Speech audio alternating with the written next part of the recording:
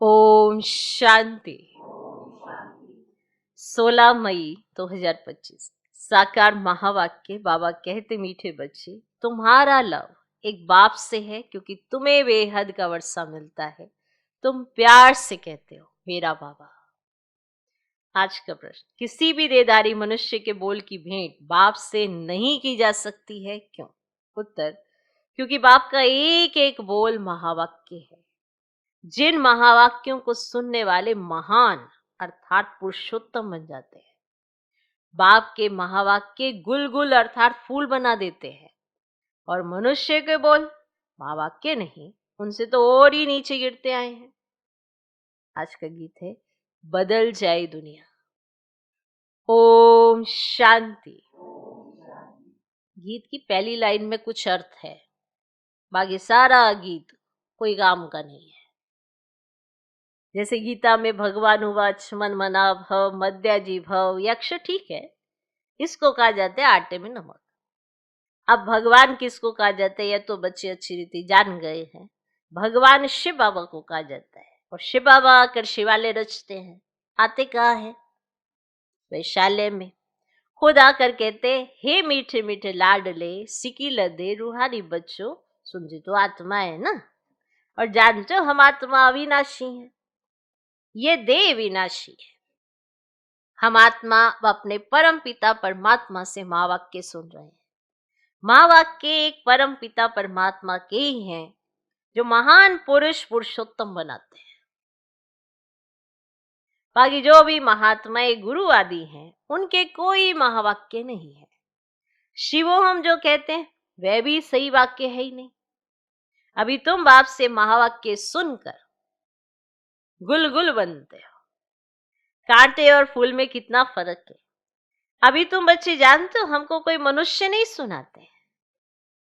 इस पर शिव बाबा विराजमान है, वे भी आत्मा ही है, परंतु उनको कहा जाता है परम आत्मा।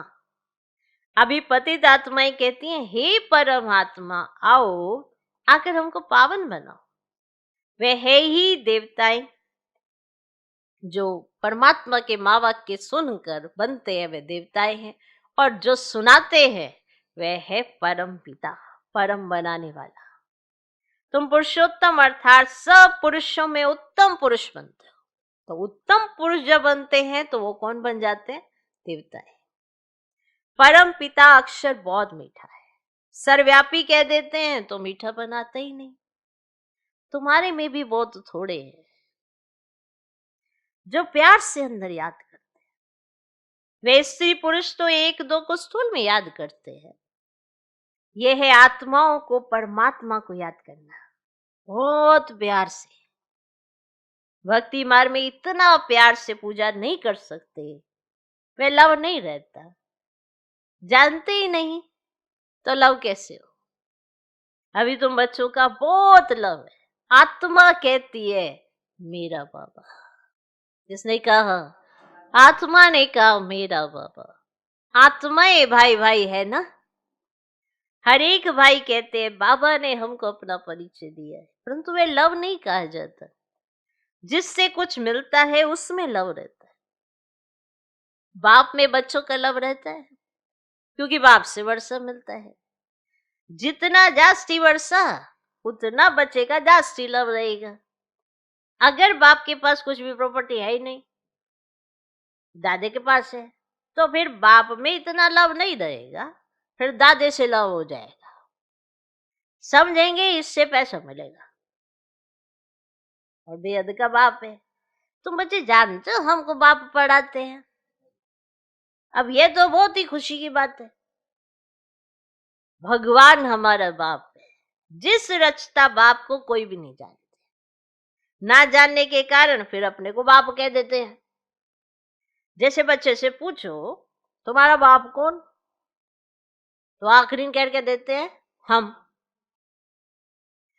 अभी तुम बच्चे जानते हो उन सब बापों का बाप है जरूर। हमको जो अभी बेहद का बाप मिला है उनका कोई बाप है ही नहीं, तो यह है ना ऊंचते ऊंच बाप। तो बच्चों के अंदर में खुशी रहनी चाहिए। उन यात्राओं पर जाते हैं तो वहां इतनी खुशी नहीं रहेगी क्योंकि प्राप्ति कुछ है ही नहीं, सिर्फ दर्शन करने जाते हैं। मुफ्त में कितने धक्के खाते हैं। एक तो यार ठिप्पड़ घिसी और दूसरा फिर पैसे की ठिप्पड़ घिसती, और पैसे बहुत खर्च करते, प्राप्ति कुछ नहीं। और भक्ति मार्ग में अगर आमदनी होती तो भारतवासी बहुत साहूकार हो जाते हैं, क्योंकि सबसे ज्यादा भक्ति मार्ग भारतवासी। तो अगर उसमें आमदनी होती ना तो सबसे ज्यादा साहूकार ये भारतवासी हो जाते हैं। ये मंदिर आदि बनाने में करोड़ रुपया खर्च करते हैं। और तुम्हारा सोमनाथ का मंदिर एक नहीं था, सब राजाओं के पास मंदिर थे। तुमको कितने पैसे दिए थे? 5000 वर्ष पहले तुमको विश्व का मालिक बनाया था। एक बाप ही ऐसे कहते हैं, आज से 5000 वर्ष पहले तुमको राजयोग सिखाकर ऐसा बनाया था। अभी तुम क्या बन गए? बुद्धि में आना चाहिए ना। हम कितना ऊंच थे, पुनर्जन्म लेते लेते एकदम पट पर आकर पड़े हैं, कोड़ी मिसल बन पड़े हैं। अभी हम बाबा के पास जाते हैं, जो बाबा हमको विश्व का मालिक बनाते हैं। ये एक ही यात्रा है, जबकि आत्माओं को बाप मिलते हैं तो अंदर में वे लव रहना चाहिए। तुम बच्चे जब यहाँ आते हो ना तो बुद्धि में रहना चाहिए कि हम उस बाप के पास जाते हैं जिनसे हमको फिर से विश्व की बादशाही मिलती है। वे बाप हमको शिक्षा देते हैं, बच्चे दैवी गुण धारण करो, सर्वशक्तिमान पतित पावन मुझ बाप को याद करो। मैं कल्प कल्प आकर कहता हूं कि मामी कम याद करो तो विक्रम विनाश होंगे। दिल में ये आना चाहिए कि हम बेहद के बाप के पास आए हैं। बाप कहते हैं मैं गुप्त हूं और आत्मा कहती मैं गुप्त हूं। तो तुम समझते हो, जाते हैं शिव बाबा के पास, ब्रह्मा दादा के पास, जो कंबाइंड है उनसे हम मिलने जाते हैं, जिससे हम विश्व के मालिक बनते हैं। अंदर में कितनी बेहद खुशी होनी चाहिए। जब मधुबन में आने के लिए अपने घर से निकलते हो ना तो अंदर में गदगद होना चाहिए। बाप हमको पढ़ाने के लिए आया है, हमको दैवी गुण धारण करने की युक्ति बताते हैं। घर से निकलते समय ही अंदर में ये खुशी रहनी चाहिए। जैसे कन्या पति के साथ मिलती है तो जेवर आदि पहनती है तो मुखड़ा ही खिल जाता है। वह मुखड़ा खिलता है दुख पाने के लिए, तुम्हारा मुखड़ा खिलता है सदा सुख पाने के लिए। तो ऐसे बाप के पास आने समय कितनी खुशी होनी चाहिए। अभी हमको बेहद का बाप मिला है, सतयुग में जाएंगे फिर डिग्री कम हो जाएगी। सोचो, हम अभी बाबा से मिलते हैं, बाबा के पास जाते हैं, अभी चांस है, फिर तो नहीं मिलने वाला, फिर तो ये चांस भी नहीं होता। और आपको पता ही अभी क्या है। पर बाबा के पास जाना, बाबा के मुख से सुनना, कितनी बेहद की खुशी होनी चाहिए। वो हमें तरह तरह से युक्तियां बताते हैं, ऐसे करोगे ना तो ये दैवी गुण ऐसे आ जाएगा, ऐसे करोगे ना तो ये ऐसा आ जाएगा। तरह तरह से युक्तियां बताकर हमको उठाने के लिए वो खुद मेहनत करते हैं। हमको कितनी खुशी होनी चाहिए उनसे मिलने के लिए। ये हर एक का अपना है, इसीलिए सब नंबरवार पुरुषार्थ अनुसार है। जितना जिसका पुरुषार्थ बढ़ता है उसको उतनी खुशी जास्ती होती है कि हम किससे मिलने जा रहे हैं। मिलने किससे जा रहे हो, कौन मिलने वाला है, इसीलिए नंबरवार पुरुषार्थ अनुसार कि जब घर से निकलते हैं तो कितनी खुशी से निकलना चाहिए कि हम जाते किसके पास है। सफर की तरफ तो ध्यान ही नहीं जाना चाहिए। मिलने की खुशी जिसको जास्ती होगी, बीच में जो भी होगा उसका ध्यान नहीं जाएगा। इतनी खुशी, जितना प्यार जास्ती होगा उतना मिलने की खुशी जास्ती। इसीलिए कहा जब पत्नी पति से मिलती है तो अपने आप को सजाती है, संवारती है दुख पाने के लिए, और तुम सजाते हो अपने आप को दैवी गुणों से सदा सुख पाने के लिए। कितना अंतर है। ओके, तो तुम्हारा मुखड़ा खिलता है सदा सुख पाने के लिए। तो ऐसे बाप के पास आने समय कितनी खुशी होनी चाहिए, होनी चाहिए ना। तुम्हें कितनी खुशी होनी चाहिए घर से जब निकलते हो, तो अंदर कितना गदगद होना चाहिए कि किससे मिलने जा रहे हो, कौन मिलने वाला है। तो वो खुशी की बात बाबा कर रहे हैं। अभी हमको बेहद का बाप मिला है, सत्यु में जाएंगे फिर डिग्री कम हो जाएगी। अभी तो तुम ब्राह्मणीश्वरीय संतान हो, भगवान बैठ पढ़ाते हैं, वे हमारा बाप भी है, टीचर भी है, पढ़ाते हैं, फिर पावन बनाकर साथ में भी ले जाएंगे। हम आत्मा अब इस छीछी रावण राज्य से छूटते हैं, अंदर में अथाह खुशी होनी चाहिए। जबकि बाप विश्व का मालिक बनाते हैं, तो पढ़ाई कितनी अच्छी रीति पढ़नी चाहिए। स्टूडेंट अच्छी रीति पढ़ते हैं तो अच्छे मार्क्स से पास होते हैं। बच्चे कहते हैं बाबा हम तो श्री नारायण बनेंगे। यह है ही सत्यनारायण की कथा, अर्थात नर से नारायण बनने की कथा। वे झूठी कथाएं जन्म जन्मांतर सुनते आए हो। अभी बाप से एक ही बार तुम सच्ची सच्ची कथा सुनते हो, वह फिर भक्ति मार्ग में चला आता है। जैसे शिव बाबा ने जन्म लिया, उसकी फिर वर्ष वर्ष जयंती मनाते आए हैं। वे कब आया, क्या किया, कुछ भी नहीं जानते। अच्छा, श्री कृष्ण जयंती मनाते हैं, वह भी कब आया, कैसे आया, कुछ भी पता ही नहीं।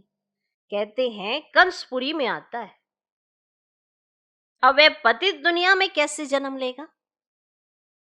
बच्चों को कितनी खुशी होनी चाहिए। हम बेहद के बाप के पास जाते हैं, माना कौन मिलने वाला है आपको, किससे मिलने के लिए आप आते हो।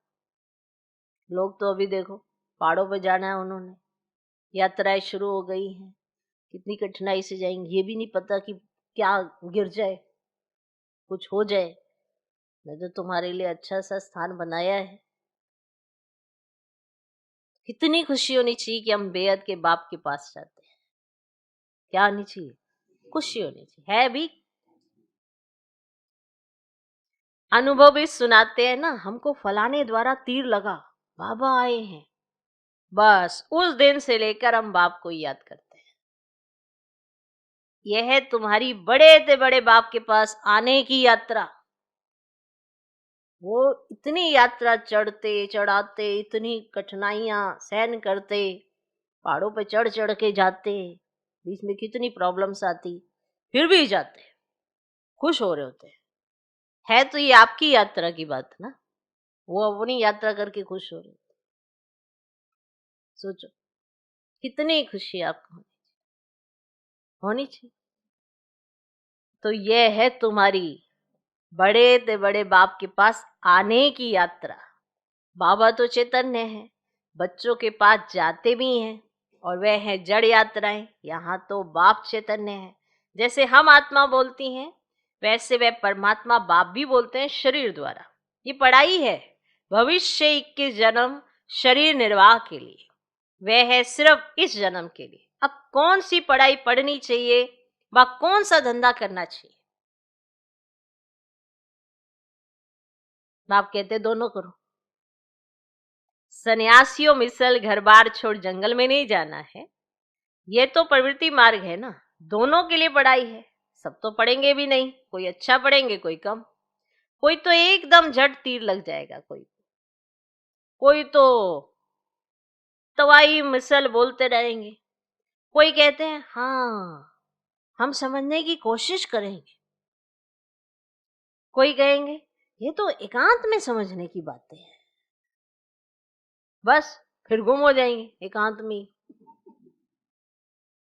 कोई को ज्ञान का तीर लगा तो झट आकर समझेंगे, कोई फिर कहेंगे हमको फुर्सत नहीं, तो समझो तीर लगा ही नहीं। देखो बाबा को तीर लगा, ब्रह्मा बाबा को तीर लगा, तो झट से छोड़ दिया ना, फट से, एकदम तीर लगा तो फट से छोड़ दिया ना। समझा बादशाही मिलती है, उनके आगे ये क्या है। हमको तो बाप से राजा ही लेनी है। अभी बाप कहते हैं वे धंधा आदि भी करो, सिर्फ एक हफ्ता ये अच्छी रीति समझो। गृहस्थ व्यवहार भी संभालना है, रचना की पालना भी करनी है। अब जो रचना रची है उसकी संभाल भी करनी है, उनको संस्कार भी देने हैं, उनकी पालना भी आपको करनी है। तो वह तो रच कर फिर भाग जाते हैं। हम कोई सन्यासी थोड़ा है कि रचना रची और भाग गए, ऐसे कर्म नहीं करने हैं। तो बाप कहते तुमने रचा है तो फिर अच्छी रीति संभालो। समझो, स्त्री अथवा बच्चा तुम्हारा कहना मानते हैं तो सपूत है, नहीं समझते हैं तो कपूत है। सपूत और कपूत का पता पड़ जाता है ना, है ना। तो माँ बाप के कहे अनुसार चले तो सपूत है, जो अपनी ही धुन में रहे वो कपूत है। तो बाप कहते हैं तुम श्रीमत पर चलेंगे तो श्रेष्ठ बनेंगे, नहीं तो वर्षा मिल ना सके। पवित्र बन, सपूत बच्चा बन, नाम बाला करो। तीर लग गया फिर तो कहेंगे बस अभी तो हम सच्ची कमाई करेंगे। बाप आएंगे शिवालय में ले जाने, तो शिवालय में जाने लिए फिर लायक बनना है, मेहनत है। बोलो अब शिव बाबा को याद करो, मौत सामने खड़ा है, कल्याण तो उनका भी करना है ना। बोलो अब याद करो तो विक्रम विनाश होंगे। तुम बच्चियों का फर्ज है पियर घर और ससुर घर का उद्धार करना, जबकि तुम्हें बुलावा होता है तो तुम्हारा फर्ज है उनका कल्याण करना। रहमदिल बनना चाहिए। पतित तमो प्रधान मनुष्य को सतो प्रधान बनने का रास्ता बताना है। तुम जानते हो हर चीज नई से पुरानी जरूर होती है। नरक में सब पतित आत्मा है, तब तो गंगा में स्नान कर पावन होने जाते हैं। तो पहले तो समझें कि हम पतित हैं, इसीलिए पावन बनना है। तो बाप आत्माओं को कहते हैं मुझे याद करो तो तुम्हारे पाप नष्ट हो जाएंगे। साधु संत आदि जो भी है सबको ये मेरा पैगाम दो कि बाप कहते हैं मुझे याद करो। इस योग अग्नि से अथवा याद की यात्रा से तुम्हारी खाद निकलती जाएगी, तुम पवित्र बन मेरे पास आ जाएंगे, मैं तुम सबको साथ ले जाऊंगा। जैसे बिच्छू होता है ना, बिच्छू बिच्छू चलता जाता है, जहां नर्म चीज देखता है तो डंक मार देता है। पत्थर को डंक मार क्या करेगा? जब नर्म चीज देखता है कि अरे नर्म चीज, वहां डंक मार देता। अब पत्थर पे बिच्छू चल रहा होगा तो उसे क्या डंक मारे? तो तुम भी बाप का परिचय दो। एग्जाम्पल दिया बाबा ने कि आपको क्या करना है, जहां नर्म चीज। तो ये भी बाप ने समझाया मेरे भक्त कहाँ रहते हैं, शिव के मंदिर में, श्री कृष्ण के मंदिर में, लक्ष्मी नारायण के मंदिर में। भक्त मेरी भक्ति करते रहते हैं तो बच्चे ना। मेरे से राज्य लिया था, अब पूज्य से पुजारी बन गए हैं। देवताओं के भक्त है ना। नंबर 1 है शिव की अव्यभिचारी भक्ति, फिर गिरते गिरते अभी तो भूत पूजा करने लगे हैं। शिव के पुजारियों को समझाने में सहज होगा। तो ये सब आत्माओं का बाप शिव बाबा है, स्वर्ग का वर्षा देते हैं। अभी बाप कहते मुझे याद करो तो विक्रम विनाश हो। हम तुमको पैगाम देते हैं। अब बाप कहते हैं पतित पावन ज्ञान का सागर मैं हूं, ज्ञान भी सुना रहा हूं और पावन बनने के लिए योग भी सिखा रहा हूं। ब्रह्मा तन से मैसेज दे रहा हूं, मुझे याद करो। अपने 84 जन्मों को याद करो।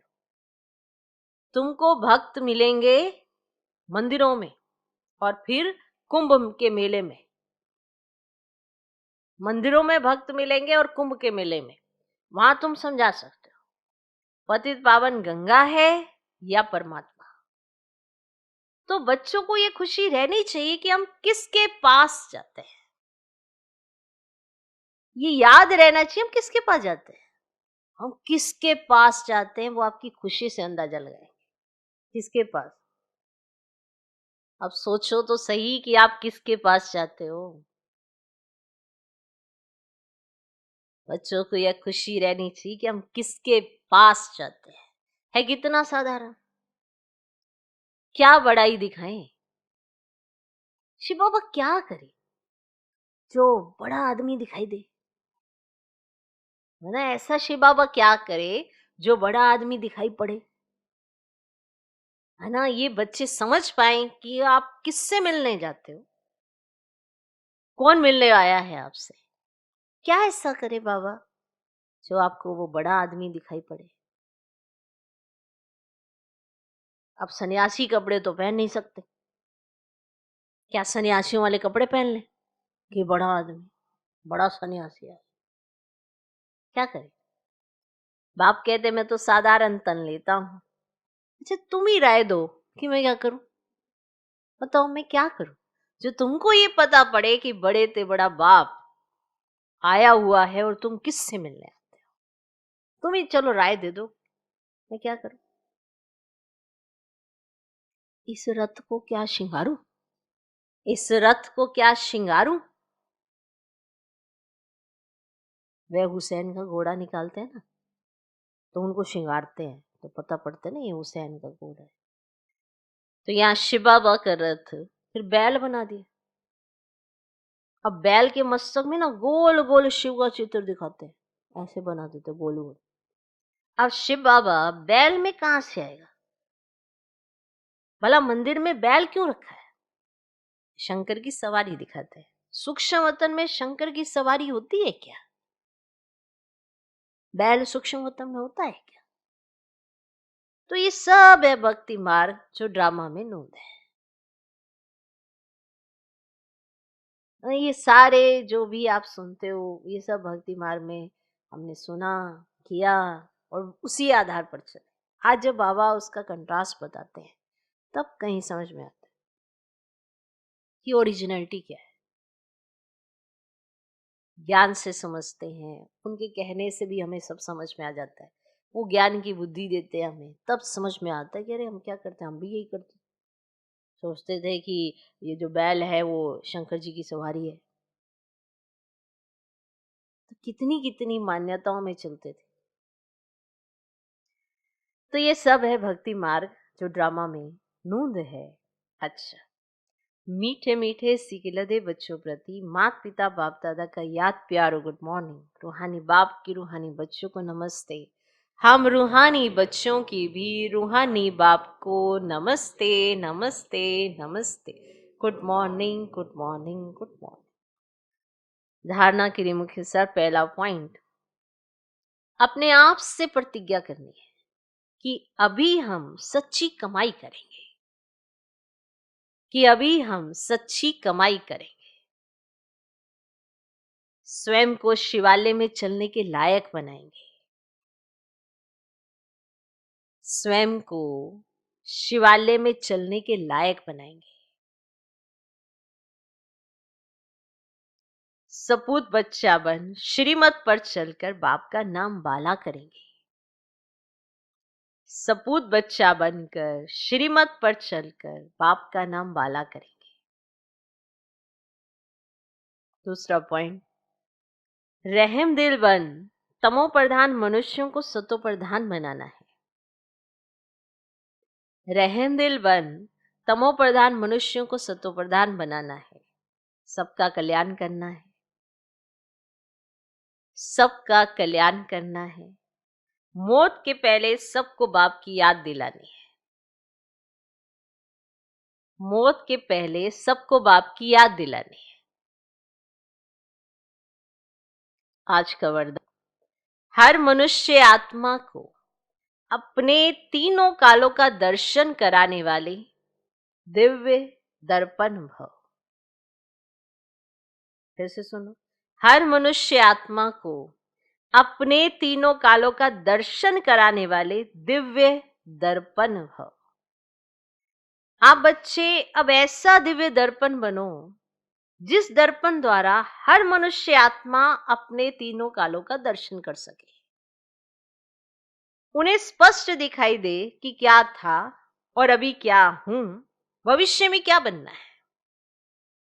जब जानेंगे अर्थात अनुभव करेंगे वह देखेंगे कि अनेक जन्मों की प्यास व अनेक जन्मों की आशाएं मुक्ति में जाने की व स्वर्ग में जाने की अभी पूर्ण होने वाली हैं, तो सहज ही बाप से वर्षा लेने के लिए आकर्षित होते हुए आएंगे।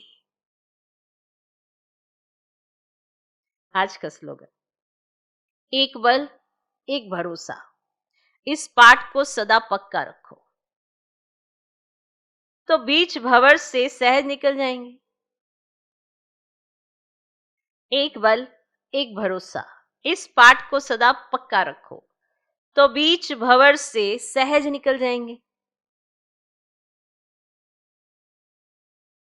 एक बल एक भरोसा। जिसने सब कुछ बाप पे छोड़ा, बाप के भरोसे पर ही जो चला, वो बीच भंवर में नहीं फंसता, वो निकल जाता है। क्योंकि एक पर संपूर्ण निश्चय है और इसी संपूर्ण निश्चय के आधार पर वो अपना जीवन जीता है, तो वो निश्चिंत रहता है, उसे फिक्र नहीं होती है। एक बल एक भरोसा, इस पाठ को सदा पक्का रखो तो बीच भंवर से सहज निकल जाएंगे। अव्यक्त इशारे, रूहानी रॉयल्टी और प्योरिटी की पर्सनैलिटी धारण करो। वारिस क्वालिटी प्रत्यक्ष तब होगी जब आप अपनी प्योरिटी की रॉयल्टी में रहेंगे। कहां भी हद की आकर्षण में आंख न डूबे। वारिस अर्थात अधिकारी, तो जो यहां सदा अधिकारी स्टेज पर रहते हैं, कभी भी माया के अधीन नहीं होते, अधिकारीपन के शुभ नशे में रहते, ऐसे अधिकारी स्टेज वाले ही वहां भी अधिकारी बनते हैं। ओम शांति।